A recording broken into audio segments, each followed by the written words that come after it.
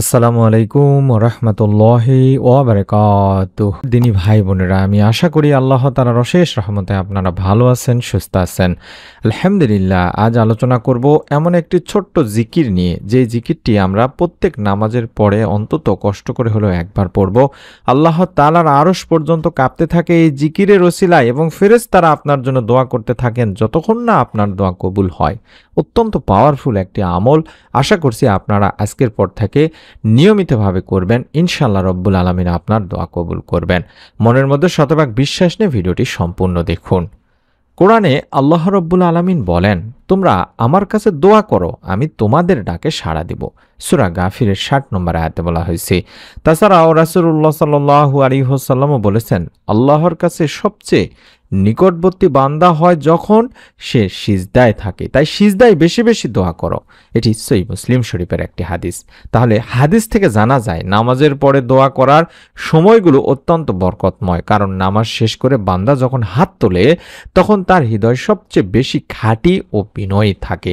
চেষ্টা করবেন এই সময়ে বেশি বেশি করে দোয়া করার, আর নফল নামাজের সিজদায় গিয়ে আল্লাহ তাআলার কাছে আপনার দোয়াগুলো বেশি বেশি করে করার চেষ্টা করবেন, এবং আল্লাহর আরশ পর্যন্ত দোয়া পৌঁছায় যাবে। এমনই একটি হাদিসে এসেছে, যখন কোনো মুসলিম বান্দা দোয়া করে আল্লাহর দরবারে তা পৌঁছে যায়।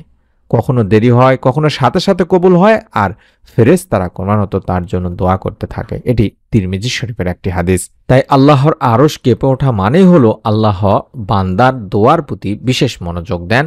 বান্দার কান্না, বান্দার তওবা ও বান্দার আন্তরিক যে দোয়া, এটি সরাসরি আরশে পৌঁছে যায় দিনী ভাই বোনেরা। তাই মনে রাখবেন, রব্বুল আলামিন আল্লাহ তাআলা বান্দার দোয়া কখনোই ফেরত দেন না, বান্দার দোয়া কবুল করেই নেন। এবং কোরআনে এটিও আল্লাহ তাআলা বলেছেন, যারা ঈমান এনেছে তাদের জন্য ফেরেশতারা ক্ষমা প্রার্থনা করে। সূরা গাফিরে বলা হয়েছে। তাছাড়া হাদিসে আরও বলা হয়েছে, যখন বান্দা কোনো ভাইয়ের জন্য গোপনে দোয়া করে তখন ফেরেশতারা বলে আমিন, আর তোমার জন্য একই দোয়া কবুল হোক। এটি সহিহ মুসলিম শরীফের সহিহ একটি হাদিস। তাই নামাজের পরে আমল করলে ফেরেশতারা শুধু নয়, আপনার জন্যই নয়, শুধু আপনার দোয়া কবুল হওয়ার জন্যও প্রার্থনা করতে থাকে। কতটা পাওয়ারফুল একটি আমল। আর যেটা আমি সব ভিডিওতেই বলে থাকি আপনাদেরকে, যে আপনারা আমাদের ভাইদের জন্য বেশি বেশি, বোনদের জন্য বেশি বেশি দোয়া করবেন। যেমন যে জিনিসটা আপনার জন্য প্রয়োজন অন্য কারোর জন্যও প্রয়োজন হতে পারে। তারা যখন দোয়া চায় আপনার কাছে, তখন তাদের জন্য বেশি বেশি দোয়া করবেন। রব্বুল আলামিন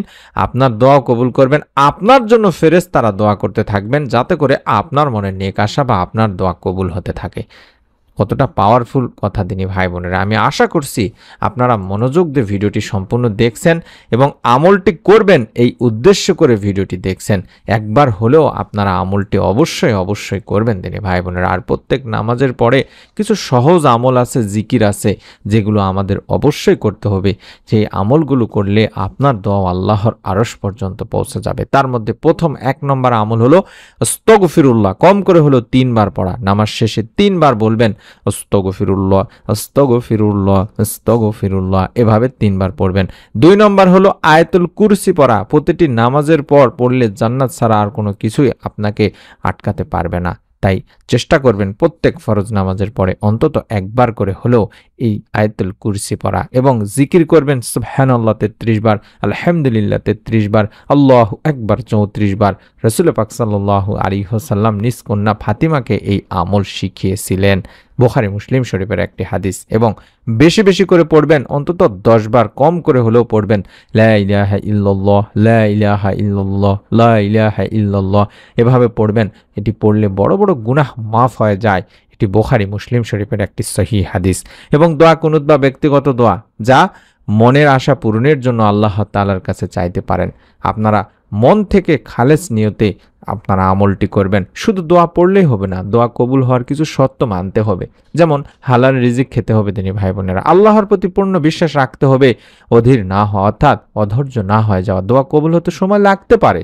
আপনারা চেষ্টা করবেন আপনাদের দোয়া করতেই থাকা, কারণ এর প্রতিদান আপনি পাবেন।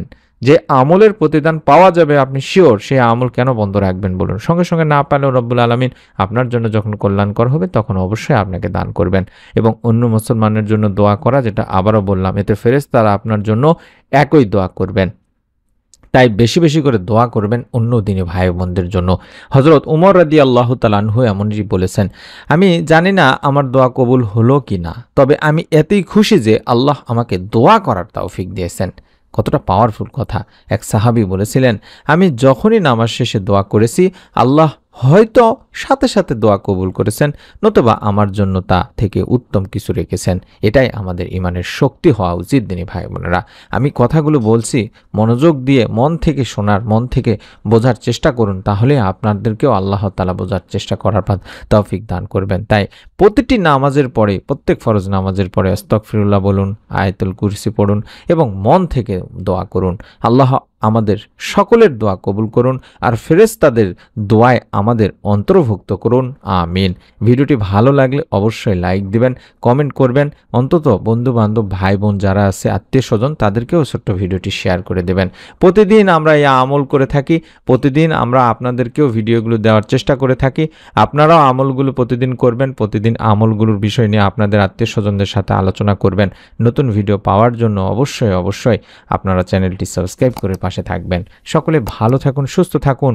রব্বুল আলামিন আপনাদের মনের নেক আশা পূরণ করুন, দোয়া কবুল করুন, আমিন। আসসালামু আলাইকুম ওয়া রাহমাতুল্লাহি ওয়া বারাকাতুহু।